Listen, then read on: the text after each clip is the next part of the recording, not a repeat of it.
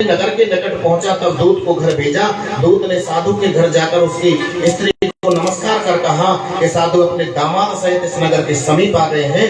ऐसा वचन सुनकर साधु की स्त्री ने बड़े हर्षोल्लास के साथ सत्यदेव का पूजन कर पुत्री से कहा कि मैं अपने पति के दर्शन के लिए जाती हूँ, तुम भी कार्य पूर्ण कर शीघ्र आ जाना।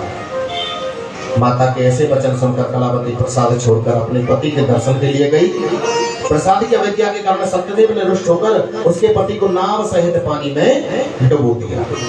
कलावती अपने पति को न देखकर रोती हुई जमीन पर गिर पड़ी। इस तरह नौका को डूबा हुआ तथा कन्या को रोता देखकर साधु दुखित होकर बोला, हे प्रभु, मुझसे या मेरे परिवार से जो भूल हुई हो उसे आप क्षमा करो। उसके दीन वचन सुनकर सत्यदेव प्रसन्न हो गए और आकाशवाणी हुई कि हे साधु, तेरी कन्या मेरे प्रसाद को छोड़कर आई है, इसीलिए इनका पति अदृश्य हुआ है। यदि वह घर जाकर प्रसाद खाकर लौटे तो इसे पति अवश्य मिलेगा। ऐसी आकाशवाणी सुनकर कलावती ने घर पहुंचकर प्रसाद खाया, फिर आकर पति के दर्शन किए। तत्पश्चात साधु ने बंधु बांधवों से सत्यदेव का विधि पूर्वक पूजन किया। इस लोक का सुख भोग कर अंत में स्वर्गलोक चला गया। इत्ते श्री सत्यनारायण व्रत कथायाम चतुर्थाध्याय संपूर्ण। बोलिए सत्यदेव भगवान की। श्रीमन्नारायण नारायण नारायण श्रीमन्नारायण नारायण नारायण श्रीमन्नारायण नारायण नारायण श्रीमन्नारायण भजवर नारायण नारायण नारायण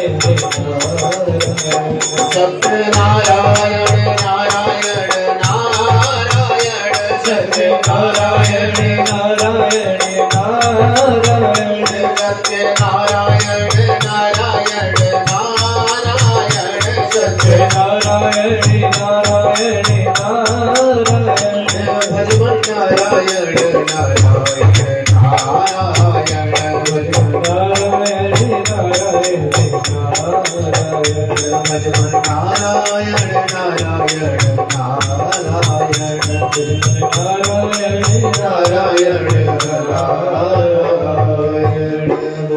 नारायण भगवान की जय हो। सूची महाराज बोले कि ऋषियों और भी कथा कहता हूँ। प्रजापालन में लीन तुंगध्वज नाम का एक राजा था। उसने भी भगवान का प्रसाद त्याग कर बहुत दुख पाया। एक समय वन में जाकर वन पशुओं को मारकर बड़ के पेड़ के नीचे आया।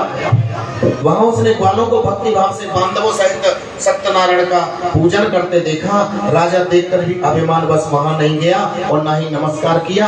जब ग्वालों ने भगवान का प्रसाद उसके सामने रखा तो प्रसाद को त्याग कर अपनी नगरी को चला गया।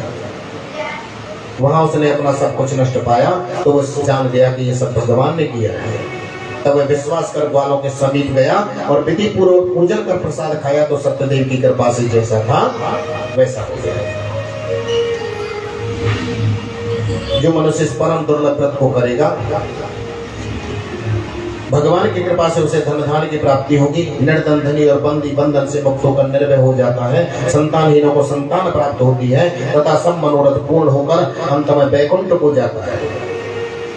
वृद्ध सतानंद ब्राह्मण ने सुदामा का जन्म लेकर मोक्ष को पाया। कुल का मुख नाम का राजा दशरथ होकर वैकुंठ को प्राप्त हुआ।